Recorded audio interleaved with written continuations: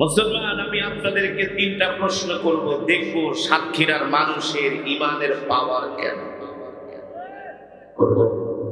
জোরে বলুন, করব? এই যে দীর্ঘক্ষণ সময় কোরআন শুনেছেন, ভালো লেগেছে নাকি খারাপ?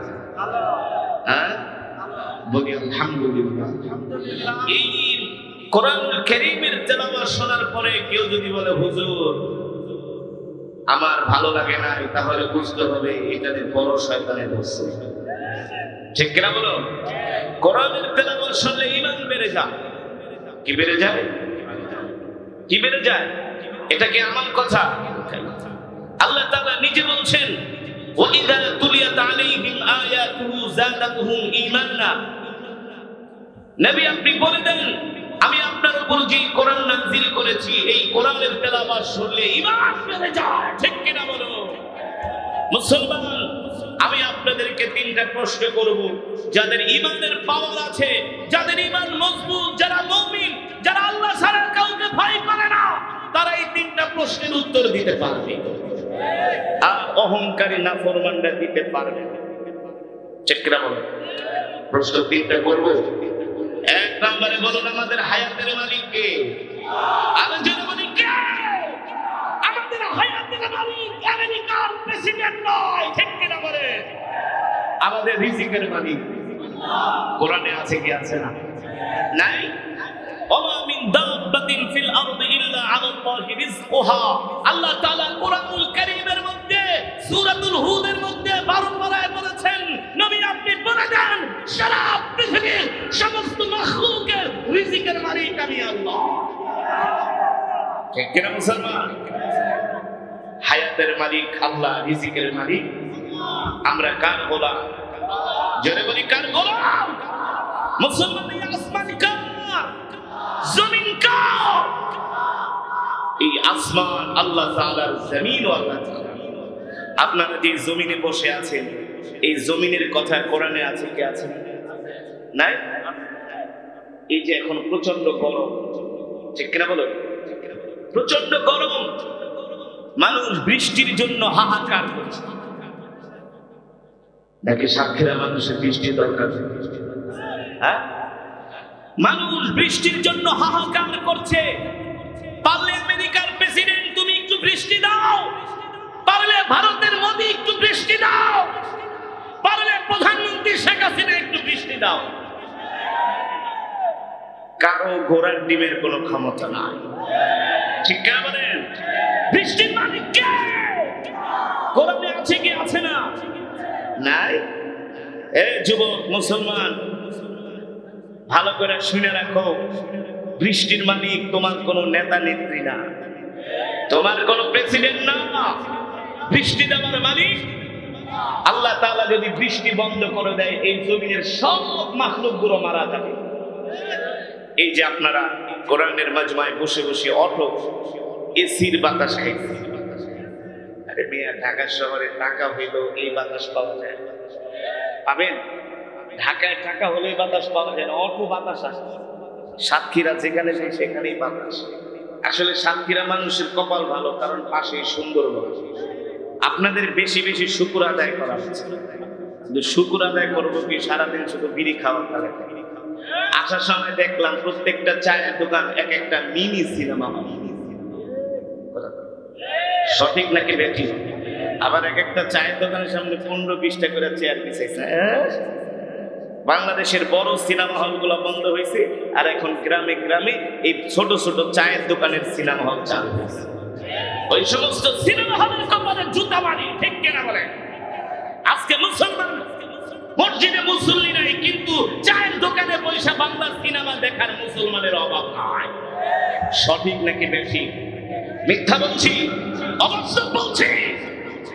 যুবক, আল্লাহ কোরআনে বলছেন, নবী ওয়া আনজালনা মিনাস সামাই মাআ, আমি আল্লাহ আসমান থেকে বৃষ্টি বর্ষণ করি। আমি আল্লাহ যদি বৃষ্টি না দিতাম, তাহলে এই ক্ষেতের ফসল হতো। ঠিক কিনা বলুন? শুধু এখানে শেষ নয় মুসলমান, আমি আপনাদের কাছে যে স্বীকারোক্তি নিলাম, আল্লাহ তাআলা আমাদের হায়াতের মালিক, আল্লাহ তাআলা আমাদের রিজিকের মালিক। এই পৃথিবীতে আল্লাহ তাআলা আমাদেরকে সৃষ্টি করেছেন, আবার জীবিত করবেন। ঠিক কিনা বলেন?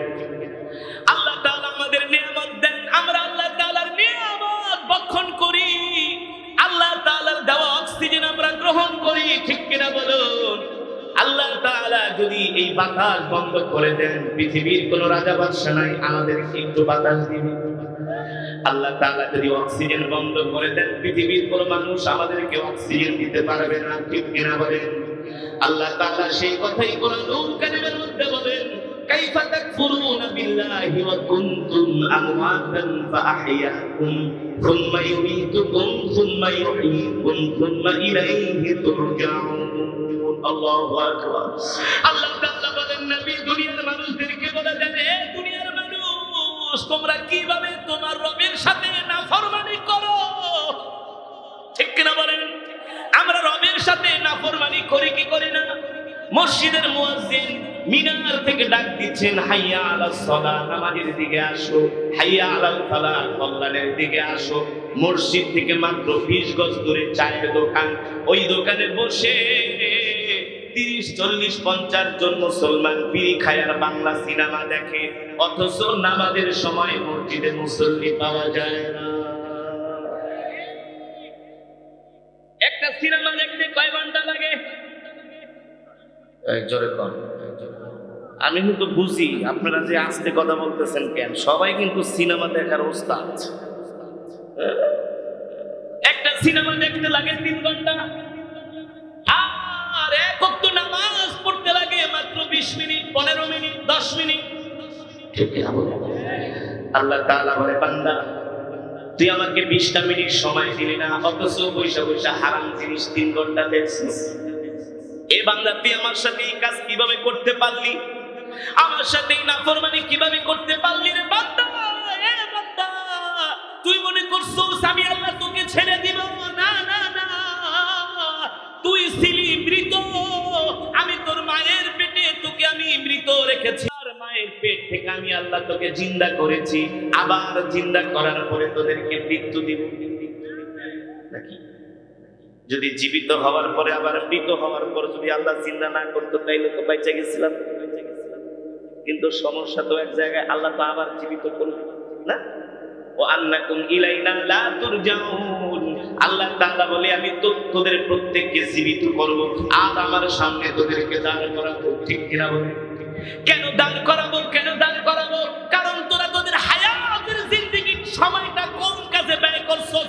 গাঁজা খায়া, ফেন্সিডিল খায়া, সিগারেট খায়া, বাংলা সিনেমা দেখা, ক্রিকেট খেলা দেখা, নাকি ফুটবল খেলা দেখা, নাকি নাটক দেখা, নাকি নেতাদের পিছনে ঘুরা তুই তোর হায়াতের জিন্দেগির মূল্যবান সময়গুলো নষ্ট করছস বান্দা।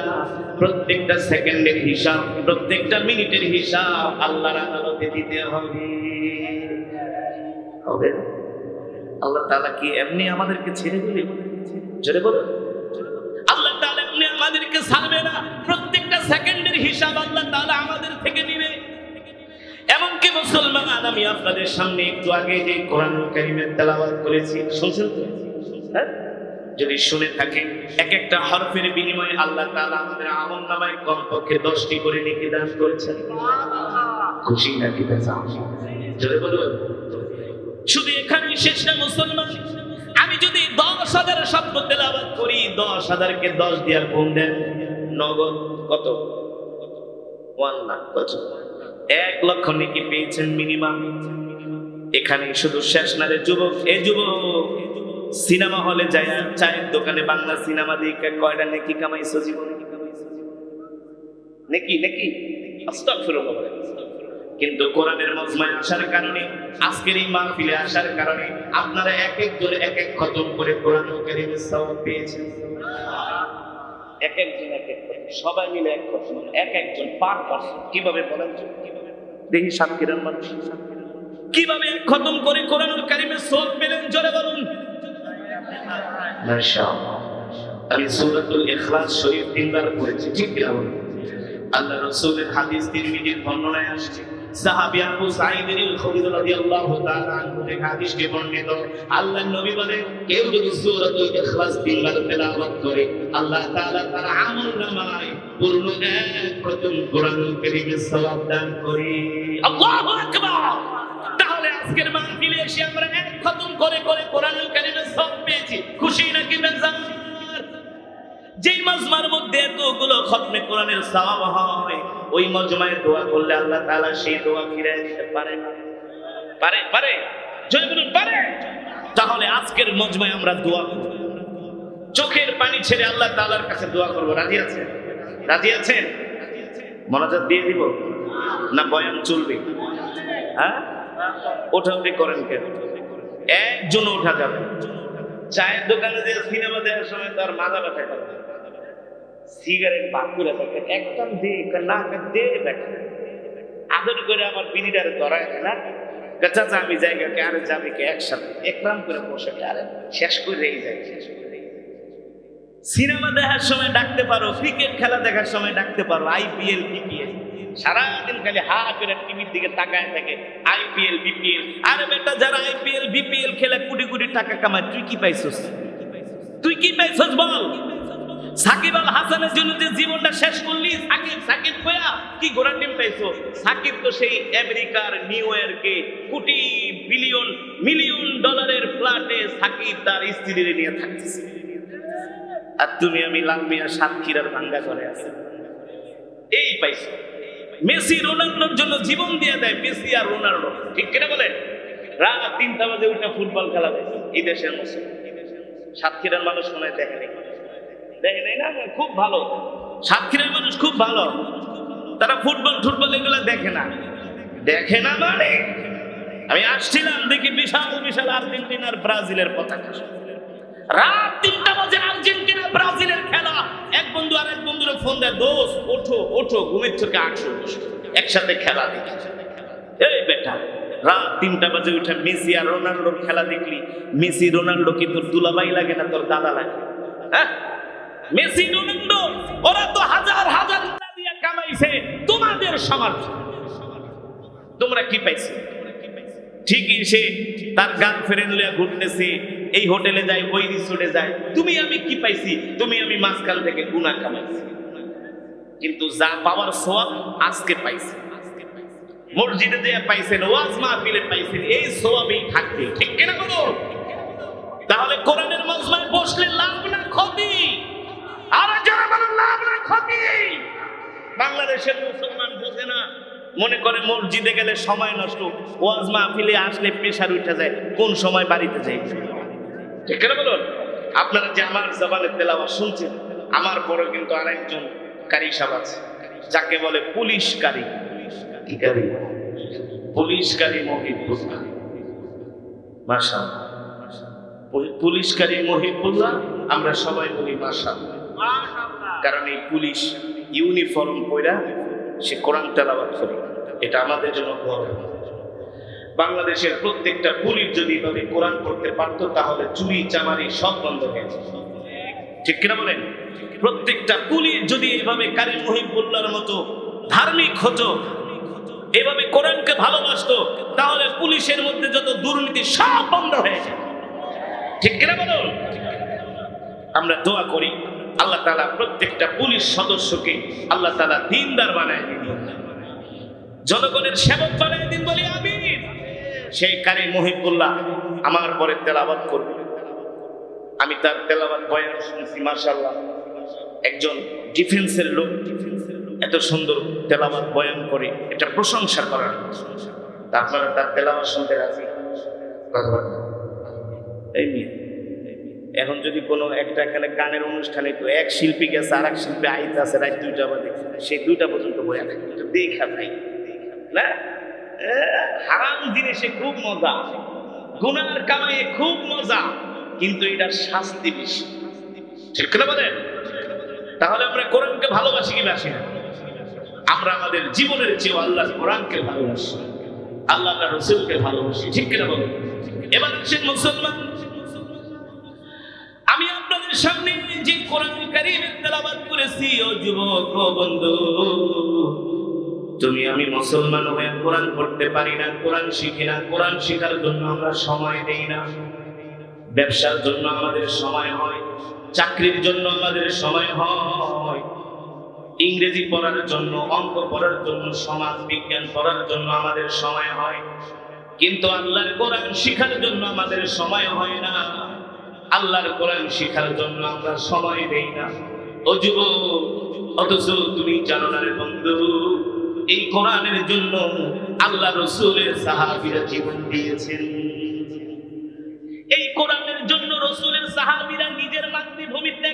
শুধু কোরআনের জন্য। কিসের জন্য? হাসরের ময়দানে আল্লাহ নবী ডাকবে, ও আমার উম্মতেরা আসো আসো, আমি তোমাদের জন্য আল্লাহ তাআলার দরবারে সুপারিশ করব।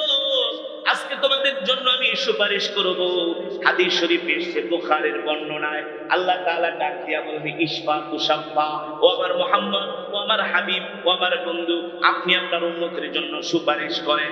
ইশফা তুশাফা, ইশফা তুশাফা, আপনি সুপারিশ করেন, আপনার সুপারিশ আমি আল্লাহ আজকে গ্রহণ করব।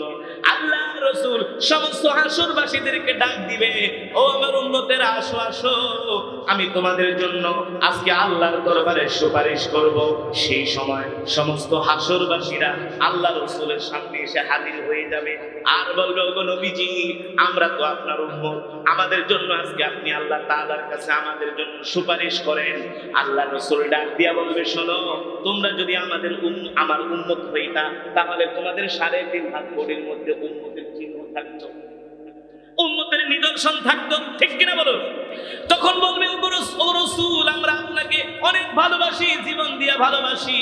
আল্লাহ রাসূল ডাক দিয়া বলবে, আমার সাহাবীদের দিকে তাকায় দেখো, আমার তলহার দিকে তাকায় দেখো, আমার জুবাইরের দিকে তাকায় দেখো, আমার বেলালের দিকে তাকায় দেখো, আমার ওমরের দিকে তাকায় দেখো, আমার ওসমানের দিকে তাকায় দেখো, আমার আলীর দিকে তাকায় দেখো, আমার বেলালের দিকে তাকায় দেখো, আমার আবু যরের দিকে তাকায় দেখো, আমার আবু হুরায়রার দিকে তাকায় দেখো, আমার সাহাবী খালিদ ইবনে ওয়ালিদের দিকে তাকায় দেখো, তোমরা আমার দিকে তাকায় দেখো। আল্লাহ রাসূল তার শরীর মোবারক দেখাবে, সাহাবীদের শরীর দেখাবে আর বলবে, দেখো আমার সাহাবীরা আল্লাহর কোরআনের জন্য দুনিয়ার জমিনে কত নির্যাতন সহ্য করেছে। সবার শরীরে তীরের দাগ, তরবারির দাগ, সবার শরীরে বর্ষার আঘাত, কারো হাত নাই, কারো পা নাই, কারো নাক নাই, কারো চোখ নাই। রাসূলের চাচা হযরত আমির হামজা এই কোরআনের পক্ষে থাকার কারণে আমির হামজার কলিজা ছিঁড়ে খাওয়া হয়েছে, ঠিক কিনা বলেন? হযরত আমির হামজার কলিজাটা ছিঁড়ে তারা খেয়ে ফেলেছে, কলিজা ছিঁড়েছে, নাক কেটেছে, কান কেটেছে, একমাত্র আল্লাহর কোরআনের জন্য। রাসূলের অসংখ্য সাহাবীরা আল্লাহর কোরআনের জন্য মার খেয়েছে। ওই সময় বলবেন, আল্লাহ আল্লাহ পয়গম্বর, ওগো নবী, আমি তো আপনাদের উম্মত, আমরাও আপনাদের উম্মত, আপনি আমাদের জন্য সুপারিশ করেন। আল্লাহ রাসূল বলবে, শোনো, আমি তোমাদের আমলনামা দেখতেছি, তোমরা দুনিয়াতে কোরআন পড়ো নাই, তোমরা দুনিয়াতে নামাজ পড়ো নাই, তোমাদের এলাকায় একজন কোরআনের কারি আসছে, সেই কোরআনের কারির জবানে কোরআন শুনতে যাও নাই, নিজেও কোরআন পড়ো না, অন্যের জবানেও কোরআন শোনো নাই, ঠিক করে বলেন? আমি আপনাদের সামনে যে কোরআন বললাম, হাসরের ময়দানে আল্লাহর কোরআন আল্লাহর আদালতে কারো পক্ষে কারো বিরুদ্ধে মামলা দায়ের করবে, আবার কারো পক্ষে সাক্ষী দিবে। এই কোরআন, যে কোরআন বললাম, হাসরের ময়দানে যখন ফেরেশতারা ধরে বলবে, উদখুল ফি জাহান্নাম, উদখুল ইলা জাহান্নাম, জাহান্নামের দিকে যা, তখন আল্লাহর কোরআন ডাক দিয়া বলবে, এ ফেরেশতা, তুমি যাকে জাহান্নামের দিকে যেতে বলেছো, তার 2-1টা আমলের মধ্যে ত্রুটি আছে, কিন্তু সে আমাকে মহব্বত করে। আজকে আমি কোরআন তার পক্ষে সাক্ষী দিতেছি, আমি কোরআন সাক্ষী দিচ্ছি, তুমি তাকে জাহান্নামে দিতে পারবা না। সুবহানাল্লাহ, আর জোরে বলেন সুবহানাল্লাহ। ও মুসলমান, কোরআনুল কারীমের মধ্যে এমন একটা সূরা আছে, কোরআনুল কারীমের মধ্যে এমন একটা সূরা আছে, মুসলিম শরীফের বর্ণনায় আসছে, আল্লাহ রাসূল বলেন, এই কোরআনুল কারীমের মধ্যে এমন একটা সূরা আছে, কেউ যদি এই সূরাটা একবার তেলাওয়াত করে, প্রতিদিন তেলাওয়াত করে, প্রতিদিন তেলাওয়াত করে, প্রতিদিন তেলাওয়াত করে, ইশারের নামাজের পূর্বে, ঘুমানোর পূর্বে, ইশারের নামাজের পরে, ঘুমানোর পূর্বে, বাদাল ইশা ক্বাবলান নাওম, বাদাল ইশা ক্বাবলান নাওম, কেউ যদি ইশারের সালাত আদায় করে ঘুমানোর পূর্বে এই সূরাটা যদি প্রতিদিন একবার রাতে তেলাওয়াত করে, আল্লাহ রাসূল বলেন, এই সূরা তাকে আল্লাহ তাআলার কাছে সুপারিশ করে করে তাকে জান্নাত পর্যন্ত পৌঁছে দিবে। যদিও তার 2-1টা আমলনামা ভুল ত্রুটি থাকে, কিন্তু আল্লাহর কোরআনের এই সূরা বলবে, আল্লাহ, আমি দুনিয়াতে ওয়াদা করেছিলাম যে আমাকে মহব্বত করবে, আমাকে তেলাওয়াত করবে, তার জান্নাতে যাওয়ার জিম্মাদারি আমার হাতে, তার জন্য আমি সুপারিশ করব। তখন ফেরেশতারা বলবে, না, তুমি জাহান্নামী। আল্লাহর কোরআন বলবে, প্রশ্নই আসে না, আমি তার পক্ষে দাঁড়ায় গেছি। যখন কোরআনুল কারীমের এই সূরাটা তার পক্ষে সুপারিশ করবে, আল্লাহ তাআলা তাকে ক্ষমা করে দিয়ে বলবে, যাও আমার জান্নাতে প্রবেশ করো। আল্লাহু আকবার। বলবো সেই সূরাটার নাম কি? বলবো? পড়বেন তো আপনারা? পড়বেন? তাহলে আস্তে করে পড়বেন। কারণ অনেকে মনে মনে ইশারের নামাজ তো পড়ি না, আবার সূরা পড়ুন কোন সময়? পড়বেন তো? আল্লাহ কবুল করুন। জোরে বলি আমিন। এই সূরার নাম হচ্ছে সূরাতুল মুলক। কি জোরে বলুন? সূরার নাম মুসলিম শরীফের বর্ণনায় আসছে, কেউ যদি সূরাতুল মুলক প্রতিদিন ইশারের পরে ঘুমানোর পূর্বে তেলাওয়াত করে, ইন্তেকালের সাথে সাথে আল্লাহ তাআলা তাকে জান্নাত দিয়ে দিবেন। তার কবরটা জান্নাতের বাগান বানিয়ে দেওয়া হবে। বলেন সুবহানাল্লাহ। এই কারণে আবার নামাজ বাদ দিয়ে শুধু সূরা মুলক পড়ে। আমি গেছি সিলেটে ওয়াজ করতে, এখন সূরাতুল ইখলাসের ফজিলত নিয়ে বর্ণনা করছি, বয়ান করতেছি যে এই সূরাতুল ইখলাস যে বেশি বেশি তেলাওয়াত করবে, আল্লাহ তাআলা দুনিয়ার সমস্ত পেরেশানি দূর করে দিবে। তার জন্য আল্লাহ তাআলা 300টি রিজিকের দরজা খুলে দিবে। কয়টা? কোন সূরা? সূরাতুল মুলক বা সূরাতুল ইখলাস। সূরাতুল ইখলাস, সূরাতুল ইখলাসের বয়ান করতেছি। এই সূরা যদি কেউ 1000 বার তেলাওয়াত করে, আল্লাহ তাআলা তার জন্য রিজিকের 300টা দরজা খুলে দেবে। এক সিলেক্টটা যুবক দ্বারাকে অবাক, খালি সাহেব সত্যি হইছুনি রে মা, ওদের ভাষা বুঝলে, কোবা খিতা খাও খালি সাহেব সত্যি হইছুনি রে মা, আমি তুমি কি খিতা খাও? কওবা আমি একটা লন্ডনের ভিসা লাগি আজকে 1 বছর ধরে করতাম, আমার লন্ডনের ভিসা হয়। তো তুমি তো মিয়া সাহেব, মৌলভী সাহেব, তুমি মিথ্যা কথা কইতে পারো না, তো সত্যি করে বল আমি কি লন্ডনের ভিসা পাবো না? আমি বললাম অবশ্যই তোমার লন্ডনের ভিসা হবে, যদি তোমার জন্য মঙ্গল হয়, কল্যাণ। আল্লাহ তাআলা যদি তোমার জন্য এটা কল্যাণ করে লিখে থাকে, অবশ্যই তুমি লন্ডনের ভিসা পাবা। পরে কে খারি সাহেব তোমার লাগে আমার কথা আছে, আমি তো ওয়াজের পরে আইসা, এখন ওয়াজের পরে আইসা আমার হাত ধরে কান্না দিছে, তুমি আমার লেগে দোয়া করো, আমার একটা লন্ডনের ভিসা দরকার। আমি খুব কষ্ট করতেছি। আমি বলি ঠিক আছে, যাও তুমি সূরাতুল ইখলাস 40 দিন টানা, কয়দিন? 1000 বার করে তেলাওয়াত করো। পাসপোর্ট জমা দাও এমসিতে, 41 না হলে আরেকচল্লিশ, 41 না হলে আরেকচল্লিশ, 43টায় তোমার ভিসা হবে হবে ইনশাআল্লাহ। তো সে তো খুব খুশি। এখন আমি 6 মাস পরে আবার সিলেটের প্রোগ্রামে গেছি, ওখানে আয়েশা আমার তুমি খিতা আমল করছো, খিতা খেয়েছো তুমি, আমার তো লন্ডনের ভিসা হয়নি, তুমি আমার খিতা শিখাই দিলা, খুব আমার উপরে রাগ। আমি বলি কেন? এত কষ্ট করলাম 4টা মাস, আমার ভিসা হইল না রে মা, তুমি খিতা শিখাইলা খালি। কি বলে তোমার ভিসা হয়? আমার তো কত মনের আশা পূরণ হয়েছে সূরাতুল ইখলাসের আমল করে, তুমি সঠিকভাবে পড়ছো কিনা? একটা কথা মিলা খালিশা, এই যে দেখো সূরাতুল ইখলাস পড়ানোর জন্য আমি তাসবিহ কিনছি। কি কিনছি? কি কিনছি? তাসবিহ। আমার পকেটে 2টা তাসবিহ কিনছি। আমি বলি তোমার তাসবিহ দানা 100 না 30টা? তাসবিহ 2টা আছে পকেটে, একটা 30 একটা 100, কোনটা দিয়ে পড়ছো? 100টা দিয়ে পড়ছি। দৈনিক রাত্রে 1000। পাশের থেকে তার চাস্তো ভাইটা হুজুর তানে ঠিকই হয়েছে, সূরাতুল ইখলাস 1000 বার ঠিকই তানে পড়ছে, কিন্তু নামাজ একদম পড়ে নাই। নামাজ নামাজ কথা কাটে কেন? বাংলাদেশের মুসলমান এখন ওয়াজ শুনতে খুব মজা, দেখে কোন বক্তা আইল, কেমনে টান মারে, কেমনে সুদ দেয়, হাসায় না কান্দায়, ওয়াজ শুনতে রাজি, মাগার নামাজ পড়তে রাজি না। ঠিক না বলুন? কিন্তু মুসলমান আল্লাহর বান্দারা আজকে আমরা নামাজ পড়তে রাজি না, কোরআন পড়তে রাজি না, আমাদেরকে দ্বীনের কাজে পাওয়া যায় না, কোরআনের মেহনতে পাওয়া যায় না। অথচ আল্লাহর রাসূলের সাহাবীরা এই কোরআনের জন্য জীবন দিয়েছেন, শহীদ হয়েছেন, রক্ত দিয়েছেন। নিজের সম্পদ আল্লাহর রাস্তায় দান করেছেন, হিজরত করেছেন, হিজরত মা ছেড়েছেন, বাবা ছেড়েছেন, ভাই ছেড়েছেন, স্ত্রী ছেড়েছেন, সন্তান ছেড়েছেন, কিন্তু আল্লাহর কোরআন ছেড়ে দেয় নাই। আর আজকে আমরা বাংলাদেশের মুসলমান, আমরা সব করতে রাজি কিন্তু কোরআন ধরতে রাজি না। আজকে যদি আমাদের দেশে, আমাদের সমাজে কোরআনের আইন থাকতো, ঠিক কিনা বলে? কিসের আইন? আমাদের দেশে যদি কোরআনের আইন থাকতো, সংসদ থেকে যদি কোরআনের আইন পাস হতো, তাহলে বাংলাদেশটা জান্নাতের টুকরা হয়ে যেত। চুরি চামারি দুর্নীতি থাকতো না, দুর্বল সবলের উপর অত্যাচার করতে পারতো না, ঠিক কিনা বলুন?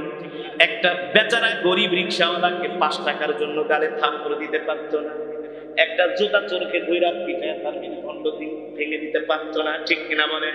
কিন্তু জুতা চোরের চেয়েও আরো বড় বড় চোরেরা এসি রুমের মধ্যে বসে কলমের খোঁচা দিয়ে কোটি কোটি টাকা কামাই নিতেছে, চুরি করতেছে, ঠিক কিনা বলেন? তাদের বলার কেউ নাই। বেচারা 100 টাকার জুতা চুরি করছে, রূপসা স্যান্ডেল, তারে পিটায় হাড্ডি গুড্ডি ভাঙা ফেলাইছে। কিন্তু যে এসি রুমের মধ্যে বসে কলমের খোঁজা দিয়া রাষ্ট্রের হাজার হাজার কোটি টাকা আত্মসাৎ করে, তাকে বলার মতো কেউ নাই, ঠিক কিনা বলে?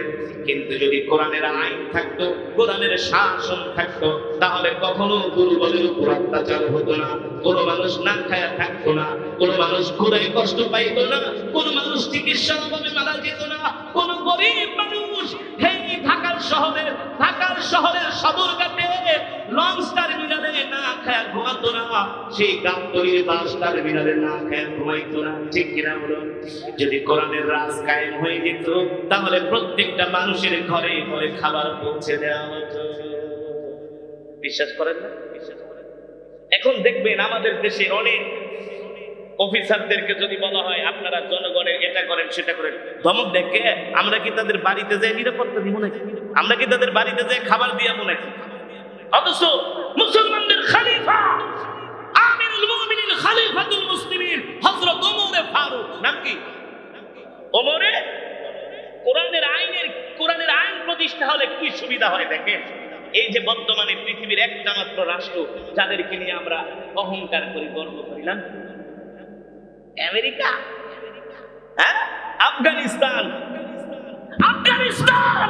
আমরা আফগানের মোল্লাদেরকে নিয়ে গর্ব করি, ঠিক কিনা বলেন?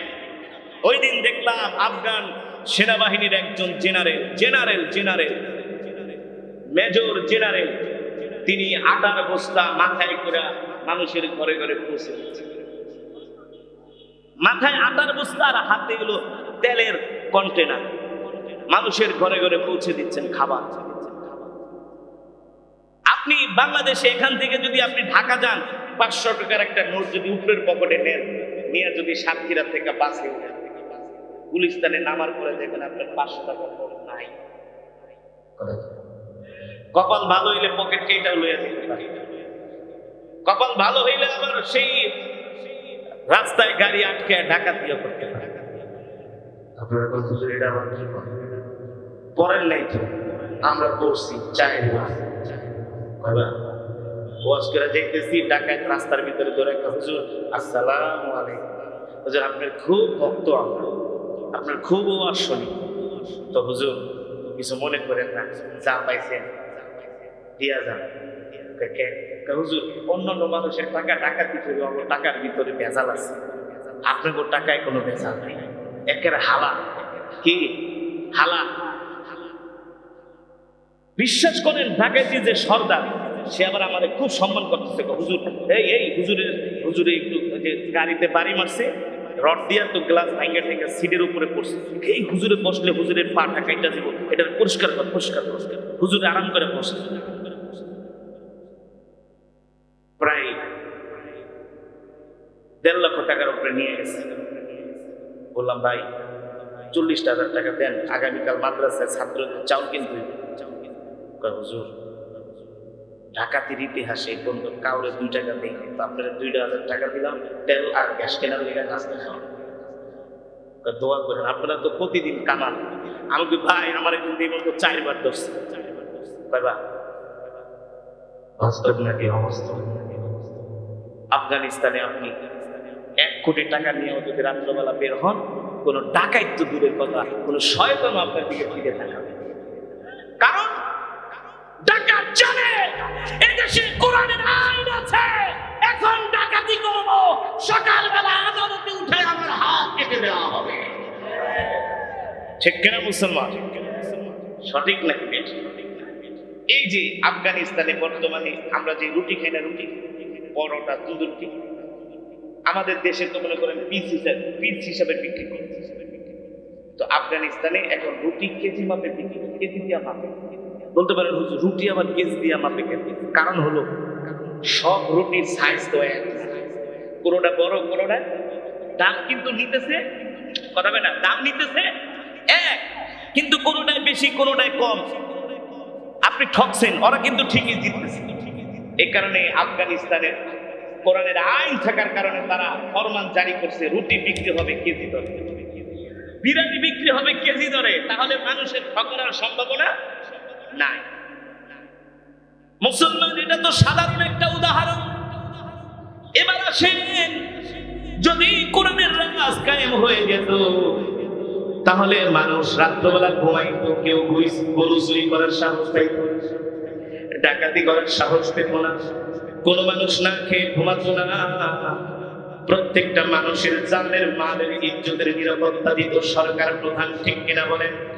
যেমন করে রাসূলের সাহাবী ওমর ইবনুল খাত্তাব রাদিয়াল্লাহু তাআলা আনহু, মুসলিম জাহানের খলিফা, একদিন ওমর মরুভূমি দিয়া হেঁটে যাচ্ছে, একটা বৃদ্ধ মানুষ ওমরকে দেখে ডাক দিছে, তা এদিকে আসেন, আপনার কাছে আমার একটা নালিশ আছে। বলে, কি নালিশ? আপনি কি জানেন ওমর কোথায় থাকে? বলে, ওমর তো থাকে তার হেডকোয়ার্টার মসজিদে নববীতে। কেন তুমি ওমরকে খুঁজতেছো? ওই মহিলা জানে না তিনি হলেন ওমর। বলে, ওমরের সাথে আমার একটা কথা আছে, তার একটা বিচার আছে আমার কাছে। সাধারণ জনগণ খলিফারে থ্রেট দেয়, তার নামে আমার একটা বিচার আছে। আর এখন যদি যারা বড় বড় নেতা, যদি কোন নেতা আপনার একটা বিচার আছে আমার নামে, এক থাপ্পড় দিয়ে দাঁত 32টা ছুড়ে। সঠিক নাকি বেঠিক? বলে, ওমরের সাথে আমার একটা কথা আছে, তার কাছে আমার একটা বিচার আছে তার নামে। মহিলা ধমক দিয়া বলতেছে, আমি যদি ওমরকে পাইতাম তাহলে আমি ওমরকে বিচার করতাম। ওমর মুস্কি হাসি দিয়া বলে, আপনি বলেন কি অভিযোগ? ওমরের নামে এত ক্ষোভ কেন ওমরের উপরে? বলে, শোনো, আমি 2 দিন পর্যন্ত আমার চুলায় আগুন জ্বলে না। ওমর আমার খলিফা, তার দায়িত্ব কি? তার দায়িত্ব হলো আমার ঘরে খাবার পৌঁছে দেওয়া। আল্লাহু আকবার। খলিফাকে ধমক দিতেছে, আমার চুলায় আগুন জ্বলে না। ওমরের দায়িত্ব কি? ওমরের দায়িত্ব হলো আমার ঘরে এসে খাবার পৌঁছে দেওয়া। এই কথা শোনা মাত্র ওমর আর দেরি করেন নাই। বলে, মা, ও মা, আমাকে কিছু সময় দেন, আমি আসতেছি, আপনি দাঁড়ান। এই কথা বলে ওমর আর দেরি করলেন না, দৌড়াইয়া চলে গেলেন। যায়া বাইতুল মালের প্রহরীকে ডাক দিলেন, এই প্রহরী, তাড়াতাড়ি বাইতুল মালের গেট খুলে দাও। গেট খুলে দেওয়া হলো। হযরত ওমর আকাল বস্তা মাথায় নিয়ে আবার মরুভূমির দিকে দৌড় শুরু করছেন। দৌড়াতে দৌড়াতে ওই বৃদ্ধ মহিলার কুঠুরির কাছে গেলেন। আটার বস্তা মাথা থেকে নামিয়ে ওমর নিজের হাতে রুটি বানাচ্ছেন। বৃদ্ধ মহিলা কাজ করতে পারে না, হাত কাঁপায়, শরীর দুর্বল। ওমর নিজের হাতে রুটি বানিয়ে, নিজে রুটি ছেঁকে, নিজে তরকারি রান্না করে ওই মহিলাকে খাওয়ায় তার ঘরের কাজগুলো করে দিয়ে আসলেন।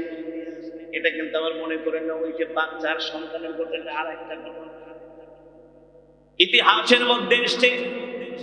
হযরত ওমর ইবনুল খাত্তাব রাদিয়াল্লাহু তাআলা আনহুর জীবনীর মধ্যে এসেছে, হযরত ওমর নিজের হাত দিয়ে রুটি বানায় মহিলাকে খাওয়ায়, আরো কিছু অর্থ দিয়ে আসলেন। আর বললেন, শোনেন মা, আপনি আগামীকাল সকালে ওই জায়গায় যাবেন, সেখানে আপনি খলিফাকে পাবেন। আল্লাহু আকবার।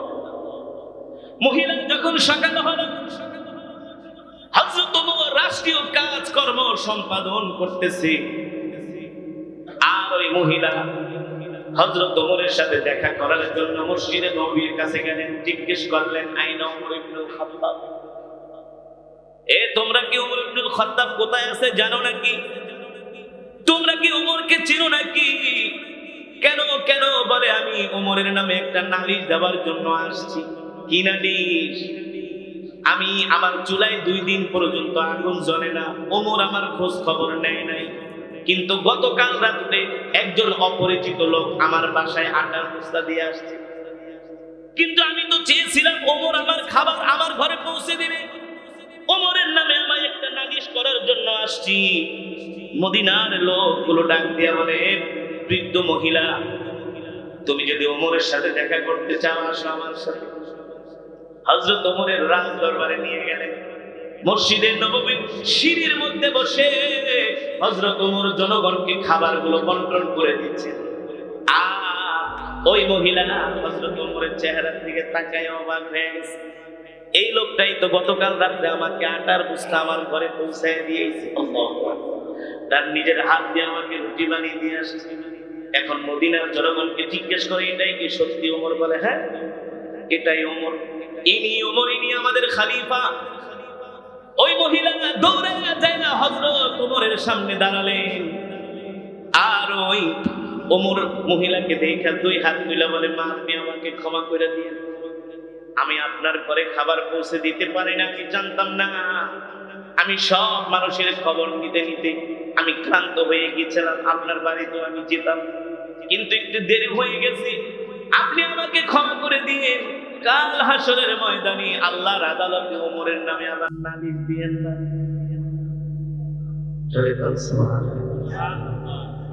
আপনাদের সাথে তো সবাই এমন ব্যবহার করে, ঠিক না? এই কারণে আপনাদের সুবহানাল্লাহ বলতে চাই। এদেশের এমন নেতা আছে, নির্বাচন আইলে তাদের চেহারা দেখা যায়, নির্বাচন নাই তাদের চেহারাও দেখা যায়, ঠিক কিনা বলেন? আছে কি? আছেন? আবার ভালো সমাজের সেবকও আছে নাকি? আলহামদুলিল্লাহ, ভালো সেবকও আছে, ভালো সেবকও আছে যারা জনগণের দিনের খেদমত করে, আল্লাহ তাআলা তাদের কবুল। আর যদি কোরআনের শাসন প্রতিষ্ঠা হয়ে যায়, প্রত্যেকটা নেতা জনগণের খেদমত করতে বাধ্য, কারণ দুনিয়ার মানুষের কাছে তাকে জবাব দিতে না হোক, আসমানের মালিক তো তাকে ছাড়বে, ঠিক কিনা বলুন? এই কারণে আল্লাহর বান্দারা, আল্লাহ তাআলা আমাদেরকে যে কোরআন দিয়েছেন, নবীর উপরে যে কোরআন নাযিল হয়েছে, এই কোরআন আমরা নিজেরা শিখবো, আমাদের সন্তানদেরকে শিখাবো, কোরআন অনুযায়ী আমাদের সমাজ গঠন করবো, ইনশাআল্লাহ। রাজি আছেন? আজকের মাহফিলে এসে আপনারা খুশি নাকি? বলি আলহামদুলিল্লাহ। এই মাহফিলটা আগামী বছর হোক, আপনারা চান? চান তো ইনশাআল্লাহ? কথা বলেন, চান? আমি মুসাফির, আমি মুসাফির, আপনাদের এলাকায় আসছে অনেক দূর থেকে, সাক্ষীরা ডজনে ডজনে মাহফিলের ডেট গেছে, ডজনে ডজন। গত বছর শুধু একটা ডেট দিছি, তাও সাক্ষীরা সব। এই ডেটটা তাওতালা, এই ডেটটা আমার থেকে অনেক মেকানিজম করে আমার থেকে এই ডেটটা নিয়েছে। এই ডেটটা যে নিয়েছে ওনার বাড়ি হলো সাতক্ষীরা শহরে, কিন্তু আমি জানতাম না যে শহরের বাহিরে। তো আমাকে বয়ান দেওয়ার কথা ছিল 10, 9:30টায়, 10টা 10:30টায় আমি 11টায় বয়ানে আসছি। আগামীকালকে আমার জুমা, সেই ঢাকার গাজীপুর মাও। তো আমার সাথে কথা ছিল যে 10:30টায় বয়ানে বলবো, 11:30টা 11:15 পর্যন্ত করে আমি ঢাকায় চলে যাবো। আর আমরা ঢাকা শহরে 11টার উপরে কোনো ওয়াজ করি না, ঢাকায় না, এখন বাংলাদেশের ম্যাক্সিমাম চাই। আপনারাও সাতক্ষীরার মানুষ, এখন থেকে এই সিস্টেম করবেন, 12টার উপরে কোনো ওয়াজ করবেন, 12টার উপরে কোনো ওয়াজ করবেন না, 12টার উপরে কোনো ওয়াজের টাইম নিবেনই না, প্রয়োজনে মাগরিবের সাথে সাথে বয়ান শুরু করবেন। এভাবে করে সিস্টেম করেন, কারণ আপনি 1টা পর্যন্ত ওয়াজ শুনলেন, ফজরের নামাজ যদি না পড়েন, ফজরের নামাজ যদি না পড়েন, এই ওয়াজ 100 বছর শুনাও কোনো লাভ নেই। জানেন, 2 রাকাত ফজরের সুন্নত আল্লাহ রাসূল বলেছেন, আসমান আর জমিনের মধ্যে যা কিছু আছে তার চেয়ে আরো উত্তম। 2 রাকাত ফজরের সুন্নত। দেখুন রাত 1টা 2টার মধ্যে বাসায় গেলে এমন কি একেবারে ইমানদার হয়েছেন যে 2টা ফজর নামাজ পড়েন, 9টা 10টা 11টার মধ্যে ঘুমাইতে উঠতে পারেন না ফজরের সময়। আপনারা রাগ করতেছেন, রাগ করতেছেন। সাতক্ষীরার মানুষ এই সিস্টেমটা আপনারা পরিবর্তন করবেন, আস্তে আস্তে করে ফেলান। 12টার উপরে কোনো ওয়াজ নাই, আর কোনো হক্কানি আলেম ফটকা ছাড়া কেউ 12টার উপরে ওয়াজ করে না। হক্কানি কখনো 12টার উপরে কিসের ওয়াজ? 12টায় ঘুমিয়ে যাবে, উঠে ফজর পড়বে। ঠিক কিনা বলুন? এই কারণে 12টার উপরে কোনো মাহফিল নিবেন না, প্রয়োজন আগে থেকে বয়ান শুরু করবেন। আপনারা সিস্টেম পরিবর্তন করেন। আমাদের ঢাকা 11টার উপরে কোনো ওয়াজ হয় না, 10:30টায় ওয়াজ শেষ। মাদারীপুরে এক মাহফিলে দাওয়াত দিছে, হুজুর আপনার বয়ান এশারের পরে। আমি বলেন কি আপনি প্রধান বক্তা? ধর্মিয়া প্রধান বক্তা কি এশারের পরে ওঠে নাকি? বিশ্বাস করেন, আগামী বছরে সেই প্রোগ্রাম আবার রেখেছি। এই ডিসেম্বরের 10 তারিখে মাদারীপুর শিবচর, ঢাকার কাছে, ঠিকই যেদিকে প্রধান বক্তা তারা এশারের নামাজের পরে উঠায় দিচ্ছে। 10টার উপরে ওয়াজ শেষ, 10টার ভিতরে ওয়াজ শেষ। তাহলে বাড়িতে যে আরামে ফজর করে ঘুমাবেন, ঘুমায় ফজরের নামাজ পড়বেন। এই কারণে রাগ করবেন না, আপনারা ফজরের নামাজটা জামাতে পড়বেন। রাজি আছেন ইনশাআল্লাহ? এখন আপনাদের সামনে বাংলাদেশের প্রখ্যাত পুলিশকারী মহিবুল্লাহ, পুলিশকারী মহিবুল্লাহ, আমরা বলি মাশাআল্লাহ, তিনি আপনাদের সামনে দেখেন না আলহামদুলিল্লাহ কত সুন্দর তেলাওয়াত বয়ান করেন। আমি গত কয়েকদিন আগে তার তেলাওয়াত বয়ান শুনছি, মাশাআল্লাহ অনেক জজবা নিয়ে কথা বলেন। আল্লাহ তাআলা আমার ভাইয়ের খেদমতকে কবুল করুন বলে আমিন। আমরা এখন পুলিশকারীর কণ্ঠে কোরআনুল কারীমের তেলাওয়াত শুনবো। আমি সম্মানিত পুলিশকারী মহিবুল্লাহ ভাইকে তেলাওয়াত করার জন্য সবিনয় আহ্বান করছি।